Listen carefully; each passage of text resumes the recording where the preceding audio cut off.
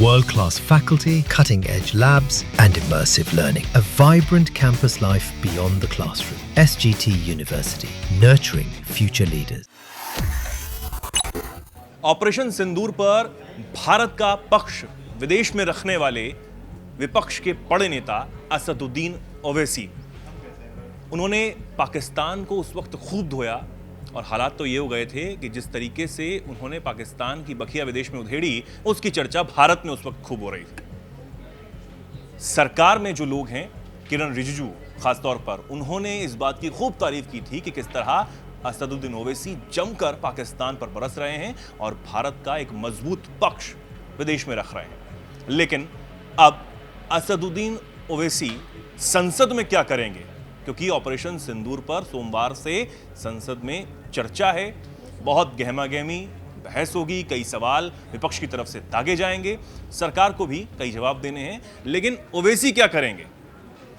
क्या वो जिस तरीके से विदेश में बात रख रहे थे वैसे ही संसद में बोलेंगे, या फिर सरकार से कई सवाल वो यहां पर पूछने वाले हैं? इस पर हम बातचीत करने के लिए मेरे साथ रजत जुड़े हैं। रजत, क्या कुछ लगता है आपको, ओवैसी का जो रूप उस वक्त दिखाई दिया था वो वैसा ही अभी संसद में होगा या फिर उलट? नहीं, अगर ऑपरेशन सिंदूर को हमें समझना है, तीन पहलुओं को समझना होगा। ऑपरेशन सिंदूर केंद्र बिंदु में था।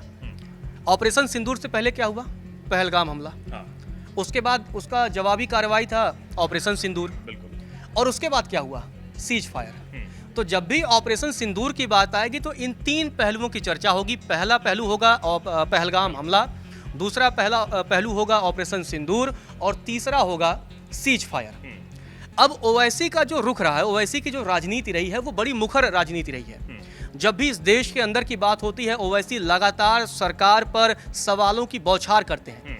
और ओवैसी की एक खास बात है कि ओवैसी जब भी बात करते हैं तो तर्कों के साथ करते हैं।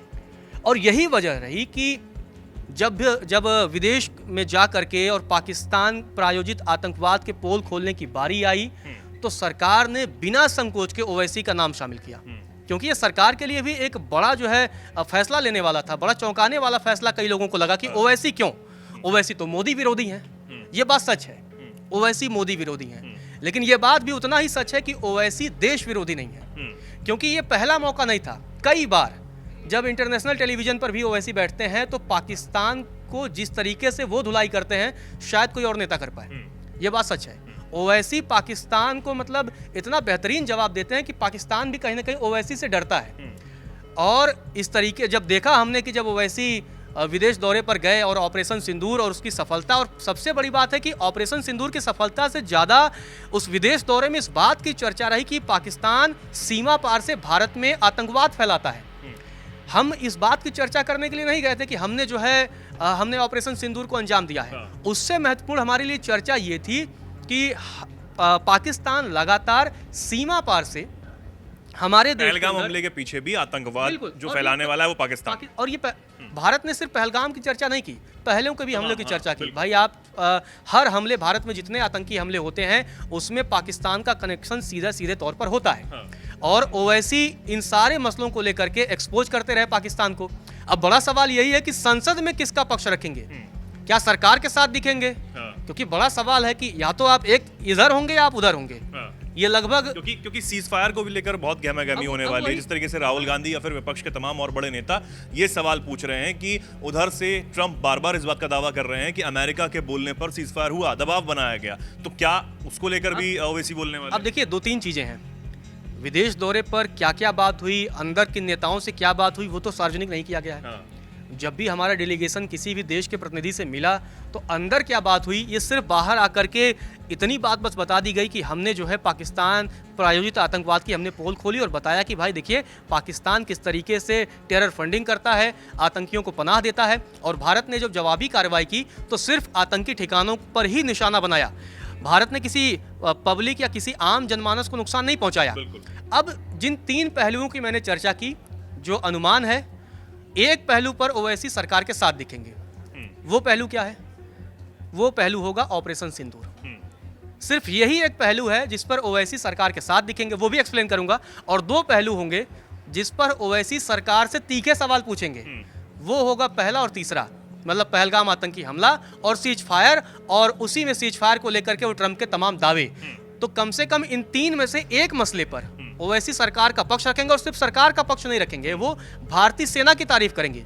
क्योंकि ऑपरेशन सिंदूर ओवैसी ये बोलेंगे, इस बात को आप मान के चलिए कि ओवैसी यही कहेंगे कि भारत सरकार ने सपोर्ट किया, लेकिन भारतीय सेना ने जिस बखूबी और जिस सतर्कता के साथ पाकिस्तान में घुसकर आतंकी ठिकानों को नेस्तनाबूद किया, वो भारतीय सेना की तारीफ में कसीदे पढ़ेंगे।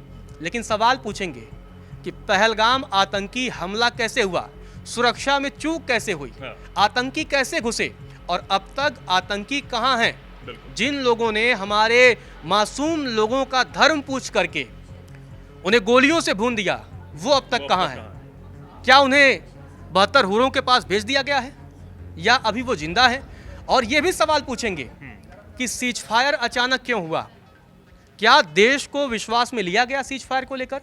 जब देश पूरा ऑपरेशन सिंदूर में सरकार के साथ था, पक्ष विपक्ष से लेकर आम जनमानस भी ऑपरेशन सिंदूर के पक्ष को लेकर के सरकार के साथ कंधे से कंधा मिलाकर खड़ा था, तब ओवैसी ये पूछेंगे कि जब पूरा विपक्ष आपको उस कार्रवाई के लिए सपोर्ट कर रहा था, समर्थन दे रहा था, तो फिर अचानक क्या आपने विपक्ष से पूछा? क्या आपने विपक्ष और इस देश को भरोसे में लिया सीज फायर करने से पहले? और ये भी पूछेंगे कि ट्रंप होते कौन है, ट्रंप होते कौन है, ये भी पूछेंगे। और सरकार से ये मान के चलिए वो लगभग पूछने वाले हैं कि ट्रंप का इंटरफेयर क्यों रहा, ट्रंप ने ऐलान सीज फायर का क्यों किया। ये तीन में से दो मसलों पर वो सरकार से तीखे सवाल पूछेंगे, और ऑपरेशन सिंदूर में सेना की कार्रवाई को लेकर के ये मान के चलिए कि वो सेना की तारीफ करेंगे। कि वो गरजने वाले हैं संसद में, जो उनका रूप हमेशा से नजर आता रहा है। और जिस तरीके से आपने शुरुआत में कहा कि वो तर्क विहीन बातें नहीं करते हैं, तर्क के साथ अपनी चीज़ों को रखते हैं, चाहे वो सुप्रीम कोर्ट के मुद्दे पर, किसी भी मुद्दे पर बोलते हो, या फिर कोई अन्य देश का कोई और मुद्दा हो, हमेशा उनके हाथ में कागज़ होता है और तर्क होते हैं उनके ज़ुबान पर। और इस बार भी जो उनके तेवर विदेश में नज़र आए हैं, वो उससे कुछ मिलते जुलते तेवर ही यहाँ पर नज़र आएंगे। लेकिन सरकार से भी सवाल होंगे, और इसी के साथ जो भारतीय सेना की तारीफ और सरकार की तारीफ होनी चाहिए, वो भी कहीं ना कहीं वो कर सकते हैं। इस बात को लेकर अनुमान लगाया जा रहा है। हालांकि ऑपरेशन सिंदूर पर जो बातचीत करने की बात, जो समय दिया गया है सरकार की तरफ से सोमवार से, उस पर बात होगी, शांति से बात होगी। इस बात को विपक्ष ने भी माना है, सरकार ने भी माना है। ऑल पार्टी मीटिंग में देखना होगा कि इसमें अब क्या कुछ होता है, कौन से ऐसे तीखे सवाल होंगे जो सरकार की तरफ दागे जाते हैं विपक्ष की तरफ से या ओवैसी की तरफ से भी। इस पर हमारी नज़र बनी रहेगी। रजत, बहुत बहुत शुक्रिया आपका हमारे साथ जुड़ने के लिए। आप इस पर क्या कुछ सोचते हैं, क्या कुछ कहना चाहते हैं, कमेंट सेक्शन में लिखें, और ऐसे ही जुड़े रहें, देखते रहें दैनिक जागरण। नमस्कार।